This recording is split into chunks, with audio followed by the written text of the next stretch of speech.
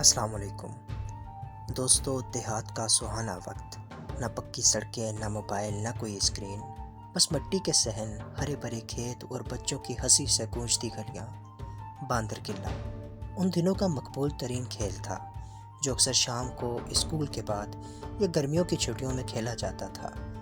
کھیل کے لیے نہ کسی خاص اسٹیج کی ضرورت ہوتی تھی اور نہ بہت ہی بڑے گراؤنڈ کی، بس گاؤں کے کسی کھلے صحن، کھلی جگہ یا درختوں کے نیچے ہموار زمین پر گول دائرہ بنا دیا جاتا۔ یہ دائرہ چونے یا ٹہنی سے لکیر کھینچ کر بنایا جاتا تھا۔ قلعہ یعنی جوتے، ہر بچہ اپنے جوتے یا چپل لا کر دائرے میں رکھ دیتا۔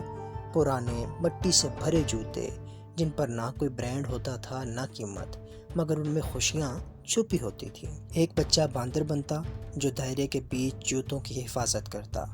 باندر کی حرکتیں اکثر اصلی باندر کی طرح ہوتی تھی، کبھی چھلانگیں، کبھی بھاگنا، کبھی مذاق میں غصہ، کبھی ہنسی۔ باقی سب بچے دائرے کے باہر سے چکر لگاتے، باندر کی نظروں سے بچ کر چپکے سے قلعہ چرانے کی کوشش کرتے۔ جو بچہ جوتا چراتا وہ تیز دوڑ کر سب کے کہکہوں کے بیچ نکل جاتا اور باندر پیچھے پیچھے دوڑتا۔